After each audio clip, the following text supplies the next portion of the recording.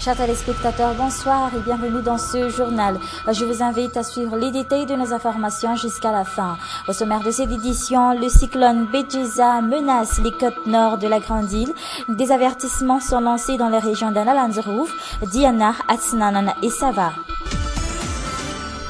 La victoire de Erajon Armapian au second tour de la présidentielle confirmée par les résultats provisoires de la Sénite, celle-ci qui a bouclé le processus de traitement des résultats aujourd'hui.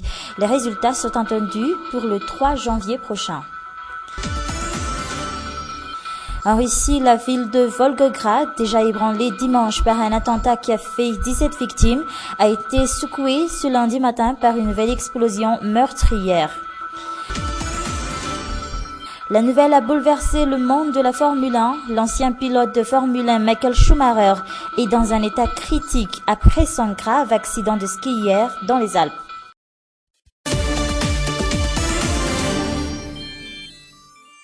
Page météo pour commencer ce journal.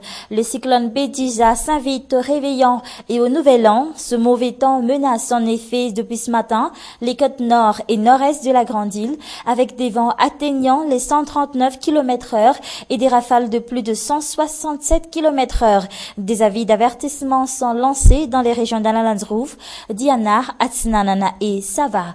Anna Muriel et Yves Chanel. Pour l'instant, le cyclone Bejiza ne menace pas la capitale. Il ne devrait pas gâcher les fêtes de fin d'année et du Nouvel An. Ce matin, à 9h30, la tempête tropicale Bejiza devient un cyclone et rôde autour des côtes nord et nord-est d'Ansranan. Il poursuit sa route vers l'est de la Grande Île. Un cyclone rôde dans le nord et nord-est du pays actuellement. Ce matin, il s'est un peu écarté des côtes et poursuit sa route vers le sud-sud-est. Depuis hier soir, il a déjà été baptisé Bejiza. Néanmoins, comme tous les ans, à la même période, la pluie sera encore au rendez-vous vers minuit demain dans la capitale. Mais cela ne devrait pas durer longtemps, rassurent les météorologues. Il y aura de la pluie durant toute la soirée, mais cela ne durera pas longtemps. Pour ceux qui veulent sortir le soir, ils vont mieux se préparer. La forte chaleur persistera dans les prochains jours. Elle s'atténuera dans la soirée avec la pluie. Les résultats provisoires du second tour de la présidentielle attendus pour le 3 janvier prochain. Les derniers résultats émanant d'un millier de bureaux de vote ont adhéré à la Sénite aujourd'hui. Le second tour est joué. La victoire de Erajon Armapian est maintenant confirmée avec plus de 53% des voix exprimées.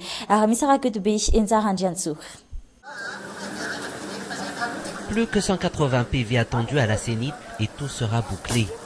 À cause de certaines anomalies, seuls quelques-uns d'entre eux seront traités. Demain, l'Assemblée générale de la Sénite sera fixée sur la date pour la publication des résultats provisoires du second tour de la présidentielle. 9820 Les résultats émanant des 19 820 bureaux de vote sont déjà dans notre base de données. On attend maintenant les restes pour pouvoir faire les confrontations et se pencher ensuite sur les PV qui comportent des anomalies. On entre maintenant dans la phase finale de traitement des résultats et j'espère que tout sera bouclé demain et qu'on pourra publier les résultats avant même la date prévue, au plus tard ce vendredi. Les derniers résultats attendus ne devront plus changer le score obtenu par chaque candidat au second tour. Erajon Armapian arrive en tête avec plus de 53% des voix contre 46% pour Jean-Louis Robinson. Ce dernier qui serait déjà passé à la Sénite hier et aurait confronté ses résultats avec ceux de la Sénite. Apparemment, il aurait été convaincu de ce qu'il a vu. Je pense qu'il a été satisfait des confrontations que nous avons faites. De notre côté, nous avons nous aussi constaté des anomalies. C'est pourquoi nous remplissons ce que l'on appelle les fiches de concordance. C'est aussi pour faciliter le travail de la Cour électorale spéciale. Après plus d'une semaine consacrée au traitement des résultats du second tour de la présidentielle, la Sénite s'attelle depuis ce jour au traitement des résultats des législatives. Et dans les résultats législatifs, la CENIT dispose maintenant des résultats complets de 28 circonscriptions électorales. 112 des 119 bases de données émanant de tous les districts de la Grande Île restent encore à traiter, tout comme le second tour de la présidentielle. À ce rythme-là, la CENIT pourrait aussi avancer la date de publication des résultats provisoires des législatives, la cérémonie étant prévue pour le 19 janvier prochain. L'émissaire de la SADC, le Dr Leonardo Simao, a convié la presse aujourd'hui. Il a invité toutes les parties prenantes à respecter le travail des entités concernées par le traitement des résultats des élections, à savoir la Cour électorale spéciale et la CENIT. On a appris également que la Troïka de la SADC, qui s'est réunie hier à Windhoek, au Namibie, salue les Malgaches pour avoir réalisé un processus électoral pacifique. Les institutions qui amènent le processus électoral sont un produit d'un débat entre les forces politiques. La CENIT, dans sa composition et conception, et même le soutien technique des Nations Unies, est un résultat d'un accord entre toutes les forces politiques qui ont participé dans la négociation de la feuille de route. Donc, il faut respecter les règles du jeu. Il faut respecter de toute façon, toutes les forces politiques qui sont signataires de la feuille de route sont y représentées. La sécurité sera renforcée durant les fêtes de fin d'année et de Nouvel An à Antananarivo. C'est ce qu'a en tout cas promis les responsables de la sécurité dans la région d'Analamangue. Comme tous les ans, l'effectif mobilisé sera doublé, voire triplé pour la dernière semaine de 2013. Une dernière semaine sous tension avec la publication des résultats provisoires de la CENIT. Reportage. Un effectif doublé pendant les fêtes de fin d'année et de Nouvel An, des patrouilles à toute heure de la journée dans la capitale. Cette année, les forces de l'ordre ne laisseront rien au hasard. Aucun débordement ne sera toléré pendant les fêtes.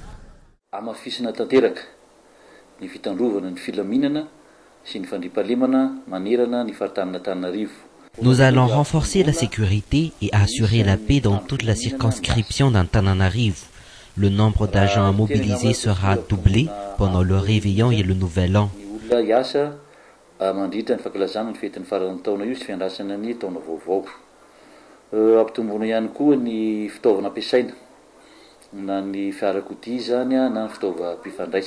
Nous allons effectuer des patrouilles un peu partout dans la ville, même dans les ruelles les plus sombres. Nos équipes sont déjà prêtes en cas d'alerte.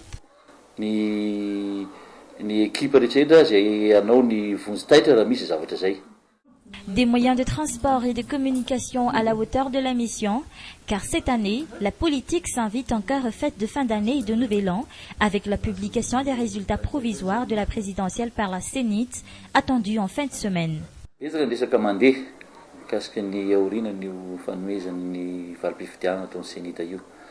Des rumeurs de troupes circulent déjà par rapport à la publication des résultats du second tour de la présidentielle par la CENIT.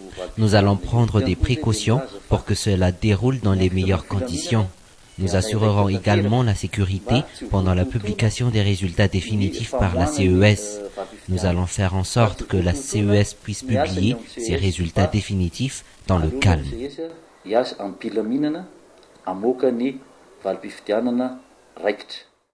Aucun débordement ne sera toléré avant ou après la cérémonie.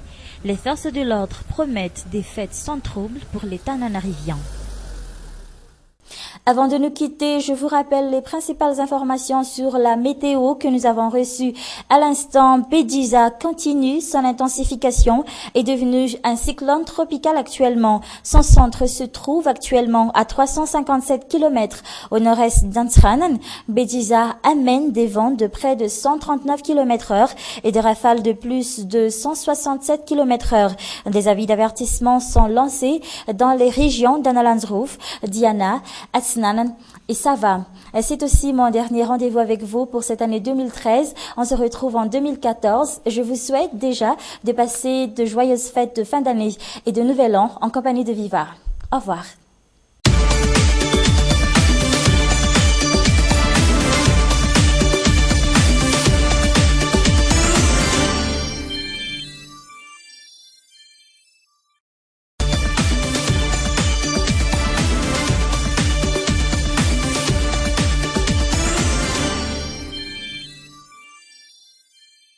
Anatin'ny orana sy tafio-drivotra no hitsenaniny any amin'ny tapany avaratry ny nosy iny ny taom-baovao mandidona azy ireo ny rivo-doza. Ny 3 janoary izao no amoahany senita ny voka-pifidianana vonjimaika feno mazava mandresy ny kandida Rajaonarimampianina. Ny rarakopana ny medaly volamena ho an'ny judoka Analamanga ny farany herinandro teo nandritra ny fifananam-pirenena ny adina izay ho tompon-dakany Madagasikara. Any ivelany ahina ny hain'ilay mpanamory kalaza amin'ny Formule 1 tradoza teo ampilalovana ski ny lehilahy.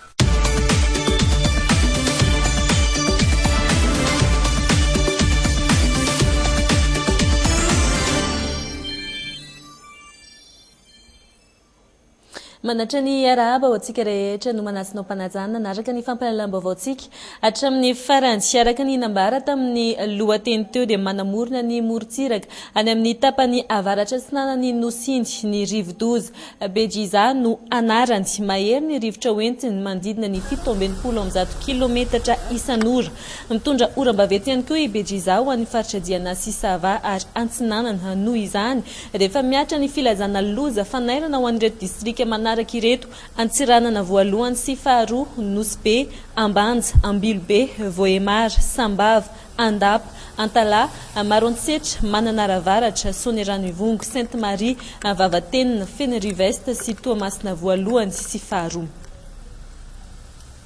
Ifety anatin'ny orana sy tafio-drivotra hanao ahoana ny toetrandro eto an-drenivohitra ny azo antoka dia anatin'ny orana any amin'ny faritra kosa ny tapany avaratry ny Nosy iny no tena ifety ao anatin'ny fitaintainana miatra araka ny fanambara teo ho an'ny faritra Diana sy Sava ny filazana loza fanairana tsy lavitra ny morontsiraka intsony ny rivo-doza. Hena Mugel sy Njara Randrentsony. Tsy mbola hipaky eto Antananarivo aloha ny herin'i Bejiza tsy ahina ny mba ny fety faran'ny taona eto an-drenivohitra ihany koa. Ny maraina teo tamin'ny 7 ora sy sasany no nahafen'ny fepetra maharivo-doza azy Bejiza any avaratra atsinanana Antsiranana no misy azy ary mizotra mianatsimo atsinanana. Marina lazainao raha misy rivo-doza tokoa ny amin'izao fotoana izao any amin'ny faritra avaratra Antsiranana Madagasikara iny. Somary miataka kely morontsiraka izy satria manao ny diany mianatsimo atsimo atsinanana ny anarany satria fa nazo anarana izy io nazo anarana hatramin'ny alina Bejiza no anarany. Na izany aza nefa tahaka ny mahazatra isan-taona isy ihany koa ny rotsakorana madinika manakaiky ny sasakaliny saingy tsy haharitra izany.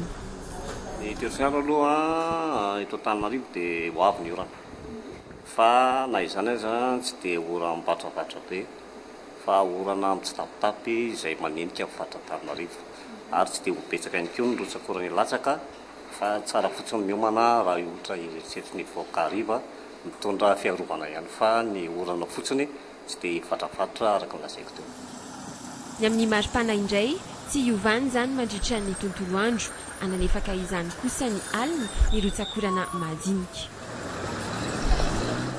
Izay ny vaovao mandidina ny toetrandro hivadika lafim-baovao afa-tanteraka isika aroso amin'ny 7 janoary izao ny famoahana ny vokatra vonjimaika ny fifidianana filoham-pirenena atolotra eny anivon'ny fivoriam-ben'ny Sionita Rampitso ny asa rehetra fikirakirana ny vokatra androany no tonga ireo voka-pifidianana farany ary misy rakotobe sy Njara Randrentsony.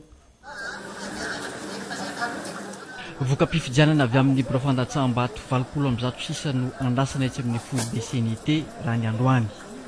Vitsy amin'izy ireo no odinihina noho ny tsy fahatomombanana. Azo lazaina ho mifarana araka izay ny asa fanangonana sy fikirakarana vokatra ho an'ny teknisianina ety Alarby. Ho tapahan'ny fivoriam-ben'ny CNT Rampitso noho izay ny andro sona ny andro amoahana ny vokatra vonjimaika ho amin'ny zoma izao. 9820 eo no tafiditra ao anatin'ny base de données nay dia miandry an'ireo distrika vitsivitsy izay tokony hiditra androany zany miditra androany moa zany izay mba zahoana manao les confrontations ary mijery an'ireo PV izay misy anomalie ireo dia mamaraparana rapiso zay dia mindro sy matoky hafa no voatazona sara zany alohan'le fotoana anatin'le calendrier no amoahantsika an'izay voka-pifidianana izay amin'izao zoma izao. Raha ny fanazavana tsy ampiova ny vokatra misy ireo Brafandatsambato andrasana. Manodidina ny 3,5 mahery ny an'ny kandida Errajon Armampianina raha 7 isanjato ho an'ny docteur Jean-Louis Robinson. Ity farany izay efa nanatona ny CNT omaly nanao fampitahana ny voka-pifidianana azony. Nahafapo azy izany hoy Atala Beatrice. Inoko fa nahafapo andry zareo any confrontation izay natao ary dia misy ny mitombona, misy koa ny ataoko hoe izay hitanay izay koa ngety mahita ny anomalie, mahita ny zavatra tsy mety mahatonga anay mandray anjara foana ao anatin'le fiche de concordance manome ny observation anay mba hanamora ny asan'ny cour électoral spécial.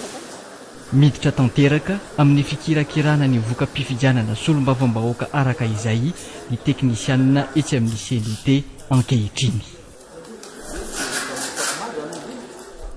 Fari-pifidianana 7 no efa namohan'ny sionita vokatra vonjimaika raha ho an'ny fifidianana solombavam-bahoaka 12 amin'ny 17 amzato sisa ireo base de données avy amin'ny distrika Andrasana ka ho kirakiraina etsy amin'ny sionita Foibe. Lasa aloha ihany koa ny fatongavana ho an'ny vokatra mbola ary misy rakotobe sy njara randriansoatra anty.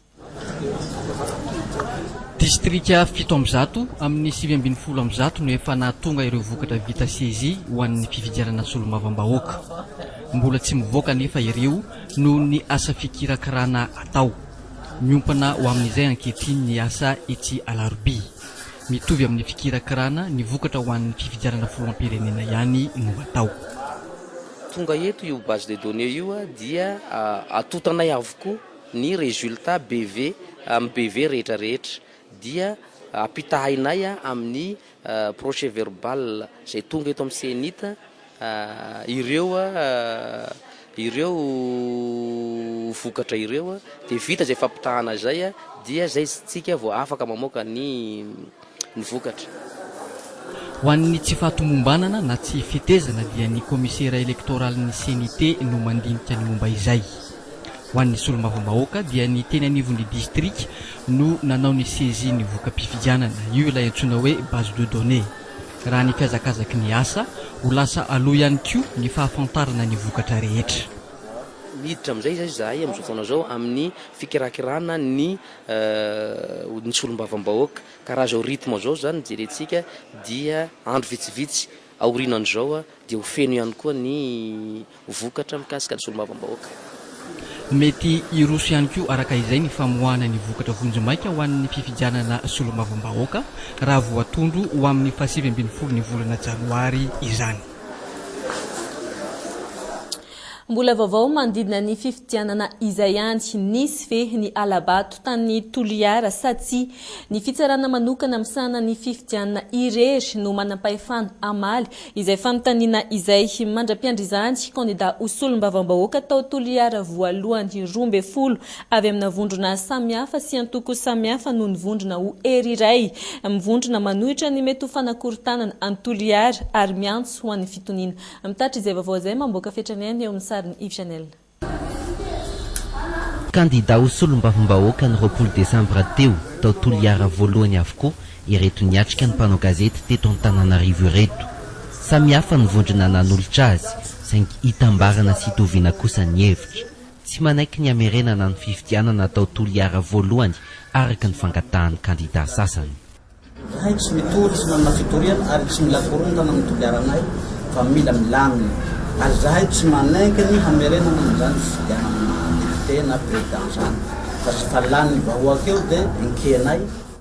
Tsy manaiky ny isin'ny korotanao Toliara voalohany ihany koa.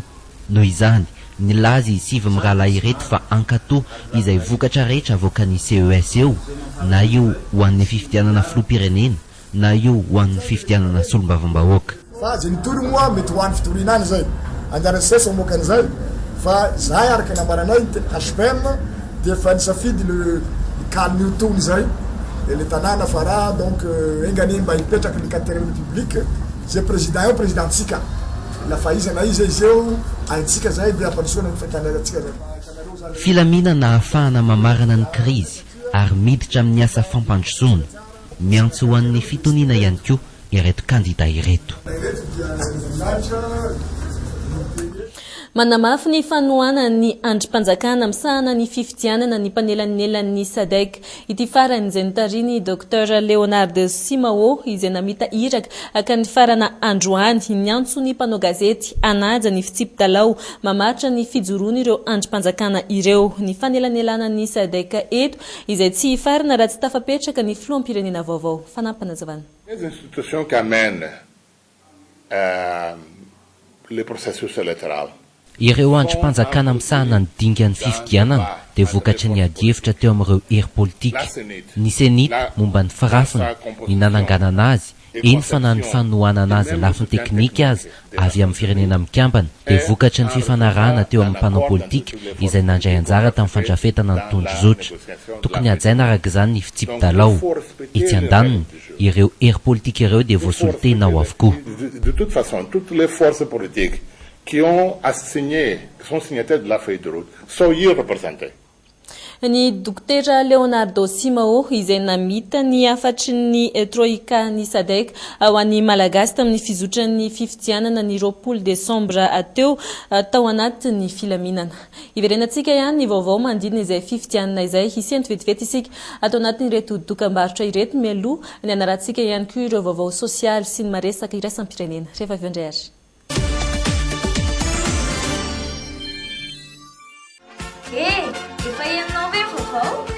Vidro polisanzato no sul toilet, fichiamo soltanto un nuovo show.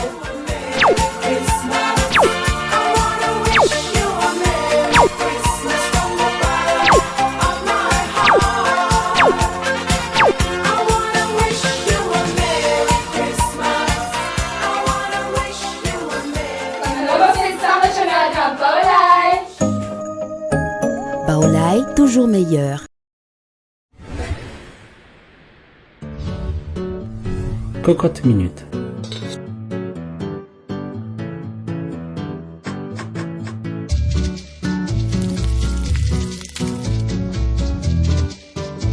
Rice cooker.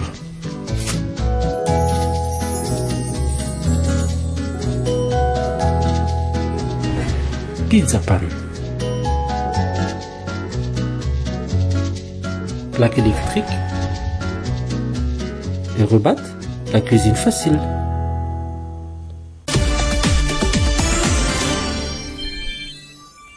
Tapany faharoa amin'ny Viva événement vaovaony sosialy sy mandina ny fiatriana ny fety iza no tsinana koa amin'ity fetiny farany taona ity grillé na koa rôti tsy azo lavina mitana ny larana voalohany sy amin'ny entana be mpitady izany hoe be mpividy ny akoho rehefa akatoko ny farany taona tahaka izao ny volana desambra tahaka izao araka izany no fotoan'ny mpiasany ho an'ny mpiompy akoho fantaro ary ho antsika izay mihinana akoho fa asa iray mantolo asa fivelomana mihitsy ny fiompin'ireny akoho ho antsika ireny niona tamin'ny mpiompy akoho ny mpanao gazetinay mamboaka fiatranena. Tanora toy ny tanora rehetra lila, tanora mbola mpianatra, ny mikarakara voninkazo no isan'ny fanalan'androny.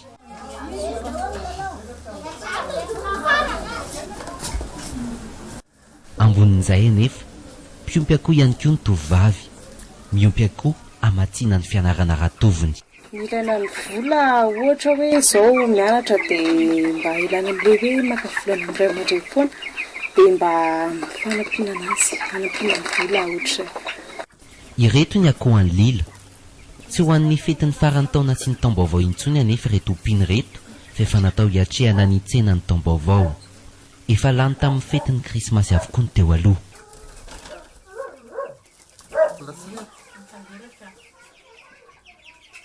Asa fivelomana mihitsy anefa ny fiompiana akoho any feny. Renim-pianakaviana toy ny rehetra ihany koa, ireto ny akohany.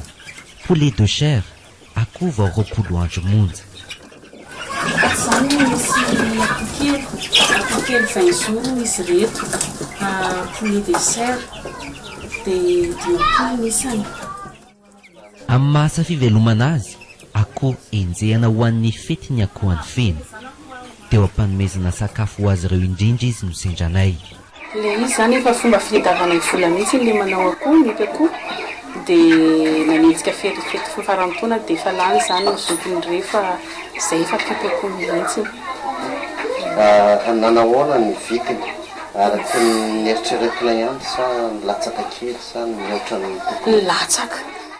Mandra-piandry ny fotoana azo ivarotana ireto akohany reto manao asa hafeno, manamboatra sy mivarotra ranom-boankazo.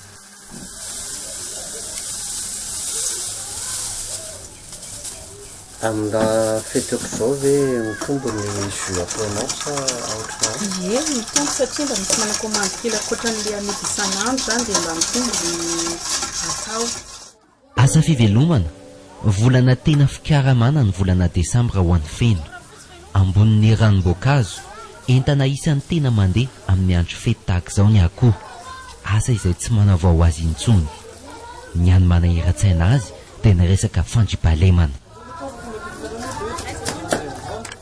Ny 20% ny varintsika dia vary aloha avokoa.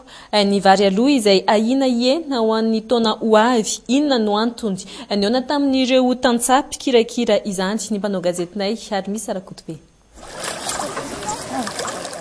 Fidinana farany an-tanimbary mialoha ny fidinjana ny an'ny Louis Pierre. Manamarina ny atsaran'ny variny izy. Azo antenainy izany saingy raha misy ny orambe manomboka izao hatramin'ny 9 na 7 volana janoary hitsinjana azy dia afoy izany. Zao aloha tsy ilaina ntsony ny orana. Mandra-pahavitany vary tsy ilaina ntsony ny orana. Satria mantsy raha voabe ny orana ndraindray sanatria misy vato le hoe avandro izy ny orana dia raha sanatria misy an'izay ratsy zay ny andro dia mihintsana tonga dia hintsana iny ny vary dia tsisy. Tonga dia lasa milolo fotsiny sisa. Manatena vokatra roa taonina izy amin'ny tanimbary io nefa raha milatsaka tsy akijanona ny orana mandra-pijinja azy mety ny masomboly rogony nambolena ihany no iverina.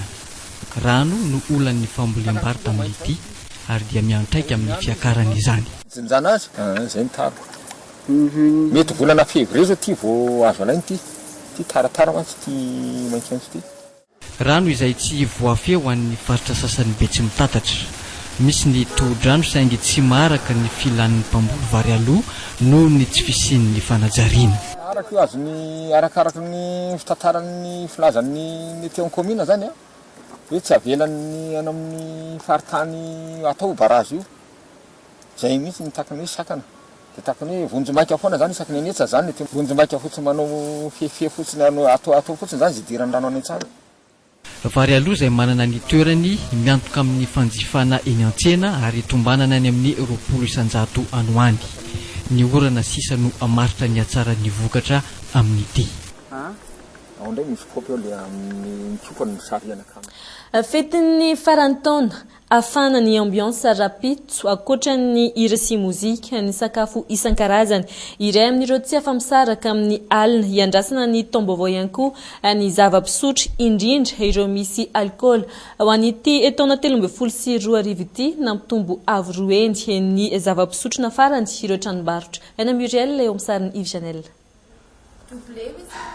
Andro farany mialohan'ny fetin'ny farantaona vao maraina dia efa nandamany tranombarotra nanara-maso ireo entana alefany amin'ireo nanao ny komandy ary nandray ireo mpanjifa ivery sy ny ekipany.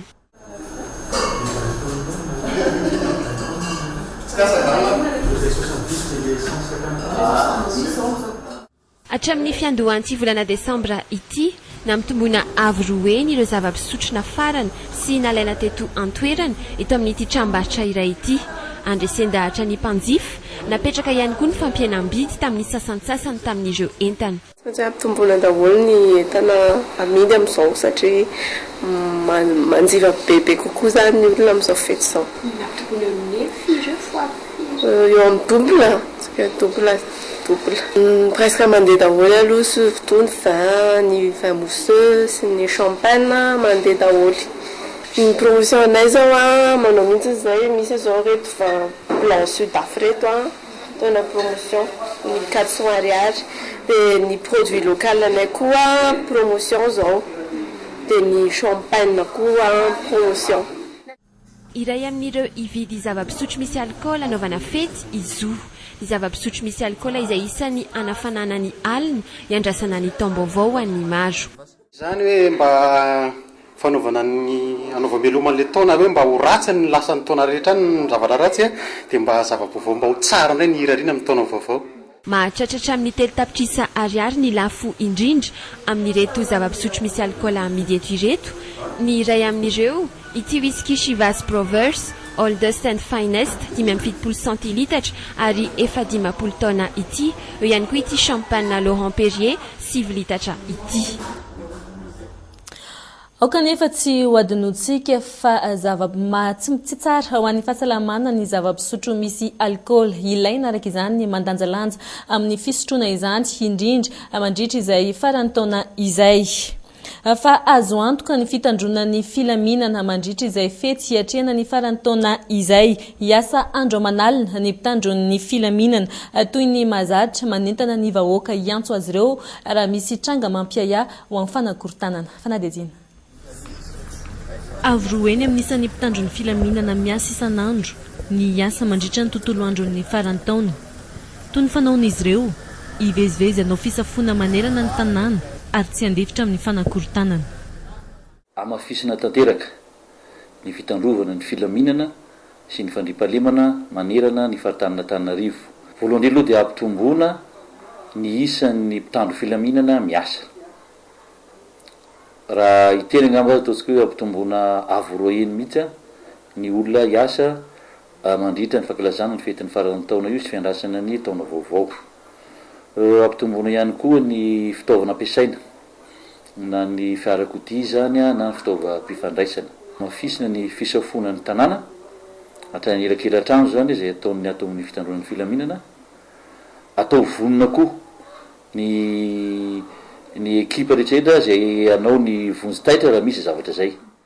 Fanakorontanana tsy mandritra ny fetin'ny farantaona irery ihany fa mandritra ity herinandro ity mihitsy, indrindra fa amin'ny fotoana anambarany sonita ny voka-pifidianana vonjy maika farany amin'ny zoma izao. Ezaka ny resaka mandeha mikasika ny aoriana ny fanomezan'ny valim-pifidianana ataon'ny senita io.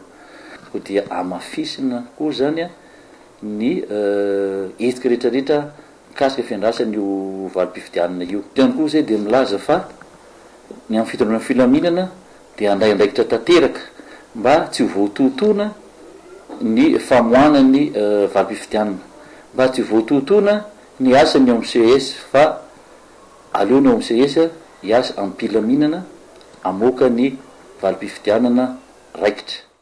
Vonona ny ekipa rehetra natanteraka ireo asa ireo, asa fanompoana ny vahoaka ary ho fitsinjovana indrindra ny filaminam-bahoaka.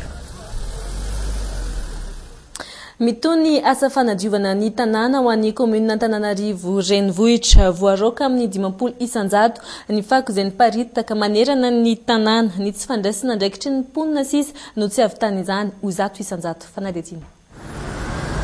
Saika manerana ny tanàna vao maraina teo tahaka izao ny daba fanariam-pako rehetra manamorona ny arabe. Foana na vida hoy ny fiteny vahiny. Herinandro mahery teo izay naitsika avokoa ny fitaovan'ny komuna rehetra andraofana ny fako manerana ny tanàna. Miasa andro manala noho izay ny mpiasa. Miasa manala fako koa dia miasa andro, miasa alina. Eo amin'ny camion 30 mahery isan-kalina ny miasa. Izay ny camion iray mazaka any amin'ny baka 3. Eto Antananarivo dia eo amin'ny 337 isan'ny baka. Io baka io tsy afaka isan'andro fa amin'izao zany efa mahafaka any amin'ny 200 baka par jour ny Antananarivo. Ora maromaro ao aorian'izay anefa feno tahaka izao ny akamaroan'ireo daba ireo. Maraina ny fanariany akamaroan'ny mponina fako raha tokony amin'ny 9 ariva hatramin'ny 7 ora alina. Antony mamparitaka ireo fako izany indrindra any amin'ny faritra be olona toy ny eny Anosy. Efa misy ny lera fanariana amin'ny fako izay tsy arahan'ny mponina eto amin'ny Antananarivo. Raha iteny ohatra zao raha ijery baka ao Anosy tsika. Baka ao Anosy asorona amin'ny alina dia maraina dia efa misy. Dia asorona izay amin'ny atoandro dia hariva dia efa misy. Raha ny tena rary izy dia tokony hisy ny sazy. Fa fanentanana foana zany no atao hatram'izao. Ary misy koa zany mpanary fako izay manary fako en quantité. Zany hoe camion iray naroso nariany fako. Baka ordure izay apetsaka eny io zany tsy destiné fako an'ny camion fa destiné ho an'ilay trano manodidina azy io. Na izany aza nambaran'ny komuna fa fotoana mabetsaka ny fako ny vanim-potoana tahaka izao. Tafakatra 500 fotoana isan'andro ny fako tokony esorina izy ireo amin'izao raha fitonjatonny zany teo aloha. Ivadika amin'ny pejany fanatanjahantena isika ny farany herinandro teo isan'ny vaovao nisongadina ny fifaninanam-pirenena ny adina izay ho tompon-daka ny Madagasikara amin'ny judo natao tetsy Mahamasina nisongadina nandritra izany ireo mpikatroka judo avy ao Analamanga. Hitantsika amin'ny sary ny vokatra niraraka ny medaly volamena ho an'ireo judoka ny club Saint-Michel na io ho an'ny sokajy lehilahy na io ho an'ny sokajy vehivavy nobatany ity club ity koa ankoatr'izay ny fandresena tamin'ny fifaninanana par équipe amin'ny filara ankapobeny araka izany dia mitarika ny club Saint-Michel manaraka azy koa ny club Haikudokan sy ny SK izay samy amin'ny laharana faharoa. Izay ihany koa no mamadika antsika amin'ireo vaovao iraisam-pirenena any Mexique fito amby telopolo taona taorian'ny poan'ny volcan antsoina hoe Chaparrastic ny Salvador 50 kilometatra miala ny San Miguel isan'ireo tanàna lehibe indrindra any an-toerana ahina indray ny poany omaly namoaka lavenina matevina sy entina indray io volcan io ho fisorohana ny loza voaterina findramonina aingana ireo olona rehetra nipetraka 3 kilometatra manodidina io volcan io. Hatreto aloha tsy mbola nahitana rano madity miendrika afo na larva vaovao nivoaka. Mampiaya ny toepam-pahasalamany Michael Schumacher ilay olo-malaza ny Formule 1 taoriany anjerany tamin'ny ski tany amin'ny Alpes omaly ny lohany no tena voamafy ary mitarika ny tsy fahatserovan-tenany hatramin'ny maraina teo tsy mbola nitsahatra ny fahasalamany tsy mbola niatsara ny fahasalamany. France 24. Ato amin'ity hôpitaly Grenoble ity nitondrana ny Michael Schumacher omaly taorian'ny loza nanjo azy tamin'ny fotoana Lalovanski niaraka tamin'ny injanany lahy 14 taona tany Trois-Vallées any Méribel. Tamin'ny fotoana nianjerany tsy naharo ny lohany izay nidona tamin'ny vato ny ary nanaovany. Taorian'ny loza io angidy-be no nitondro olo malaza nitsondro mpankafy azy hoe Choumi io tany amin'ny hôpitaly ny Monté melohany namindrana azy tany amin'ny hôpitaly ny Grenoble. Omaly riva kosa ny tonga tao amin'ny hôpitaly io Gérard Saillon manampahaizana manokana amin'ny fandidinany loha no sady mpitsabo ny olona mpanao fanatanjahantena. Taorian'ny fahatongavany mpitsabo io sy ny fizahana nataony vao nitafa tamin'ny mpanao gazety ny taleny ity hôpitaly ity. Monsieur Schumacher a été admis au centre hospitalier universitaire de Grenoble à 12h40. Tratran'ny traumatisme crânien grave izy no sady tsy mahatsiaro tena tamin'ny fotoana natongavany tato ka izay ny antony ilana ny fandidinany lohany. Hatreto anefa mbola tsy miatsara hatrany ny fahasalamany. Qui a nécessité une intervention neurochirurgicale. Il reste dans une situation critique. Mpanao gazety marobe tahaka izao no miandry vaovao eto anoloan'ity hôpitaly ity. Nanampisa azy ireo ihany koa ireo mpankafy ny Michael Schumacher.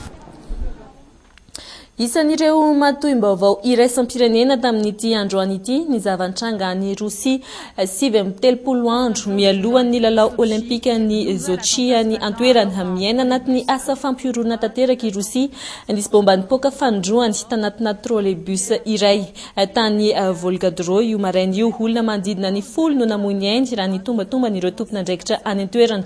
Omaly nisy olona iray nanao viveriny ainy nitondra bomba ary niara-nipoaka tamin'izany tao amina efitrano malalaka ny garany Volgograd ary namon'olona tsy latsaky ny 40 no mafisina avokoa vokatra izay ny fitandronan'ny filaminana any amina gara sy seranam-piaramanidina rehetra any antoerana. Izay ihany koa no manakatona tanteraka ny fampahalalam-baovaontsika tamin'ity ariva ity ankasitrany ianao nanaraka izay hatramin'ny farany ity ihany koa no fampahalalam-baovao farany iarako taminao tamin'ity taona 12 ity dia mirary fetsambatra ho antsika rehetra sady ety ampamaranana i Natalia Ramanambe no hitondra ny fampahalalam-baovao amin'ny fiteny frantsay amin'ny 7 sy 5 veloma tompoko.